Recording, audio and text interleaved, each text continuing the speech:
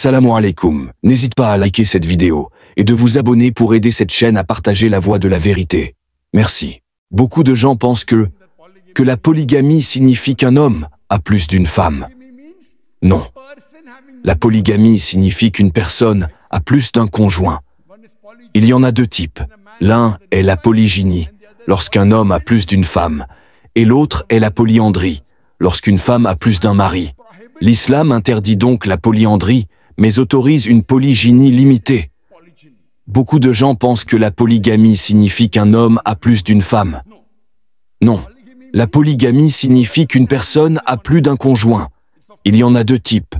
L'un est la polygynie, lorsqu'un homme a plus d'une femme, et l'autre est la polyandrie, lorsqu'une femme a plus d'un mari. L'islam interdit donc la polyandrie, mais autorise une polygynie limitée. Avant que je ne donne la réponse à la question de pourquoi l'islam permet à un homme d'avoir plus d'une femme, laissez-moi vous dire que le Coran est le seul livre religieux sur la face de la terre.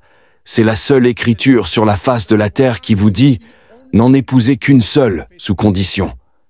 Il n'y a aucun autre livre religieux, que ce soit la Bible, les Védas, les Upanishads, le Ramayana, le Mahabharata, la Bhagavad Gita, le Dhammapada, c'est-à-dire le texte bouddhiste, le Zend Avesta, qui est le texte zoroastrien, que ce soit n'importe quelle autre écriture.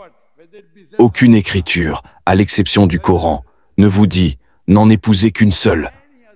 Si vous lisez les écritures des autres religions, en dehors de l'islam, il n'est nulle part mentionné que vous ne devez épouser qu'une seule femme.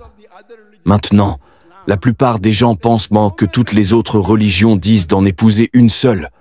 Ils n'ont pas lu leurs écritures. C'est une idée fausse. En fait, si vous lisez les écritures hindoues, elles parlent de nombreuses grandes personnalités de l'hindouisme. Par exemple, si vous lisez le Ramayana, le père de Sri Ram, le roi d'Asharata, avait plus d'une épouse. Si vous lisez le Mahabharata, Sri Krishna, combien d'épouses avait-il? 4, 10, 100, 1000. 16 108 épouses. Combien? Il avait 16 108 épouses. Maintenant, quand je donne 16 108, c'est un chiffre exact. Ce n'est pas approximatif, c'est mentionné dans les Écritures. Et Radha n'était pas l'une des épouses. Bien qu'il ait eu 16 108 épouses, il avait pourtant une femme du nom de Radha, qui n'était pas son épouse. Je ne veux pas continuer sur ce que disent les Écritures. Donc, dans l'hindouisme, vous pouvez en épouser autant que vous le souhaitez. Même dans le christianisme, il n'y a aucune restriction. Vous pouvez en épouser autant que vous le souhaitez. Ce n'est que plus tard que l'Église, il y a quelques siècles, a imposé une restriction, selon laquelle un homme chrétien ne devrait en épouser qu'une seule. Mais il n'y a aucune déclaration nulle part dans la Bible où il est dit que vous ne devez épouser qu'une seule femme.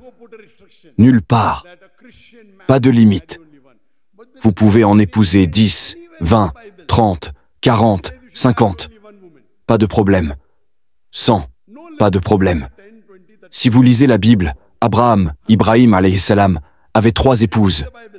Salomon, Sulayman alayhi salam, avait 700 épouses. Donc aucune restriction. Autant que vous voulez. C'est l'Église qui, il y a quelques siècles, a imposé une restriction selon laquelle les chrétiens ne devraient en avoir qu'une. De même, dans l'hindouisme, vous pouvez en épouser autant que vous le souhaitez. En Inde, le gouvernement indien a imposé une restriction en 1954 dans la loi sur le mariage hindou, Hindu Marriage Act, stipulant que les hindous ne devaient en épouser qu'une seule. Les Écritures n'ont aucune limite. Vous pouvez en épouser 4 ou 5, 10, 100, 1000. Pas de problème. Quand Sri Krishna peut en avoir 16 108, qui peut vous empêcher d'avoir 1000 épouses? C'est la loi indienne, pas la loi de Dieu. En 1954, une loi a été adoptée, la loi sur le mariage hindou, stipulant que les hindous ne devaient en épouser qu'une seule. Sinon, même les juifs. Les juifs peuvent en épouser autant qu'ils le souhaitent.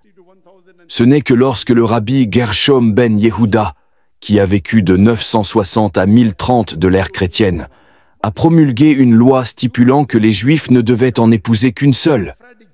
Mais les Juifs vivant dans les communautés musulmanes, les Juifs séfarades vivant dans les communautés musulmanes, ont pourtant continué à avoir plus d'une épouse.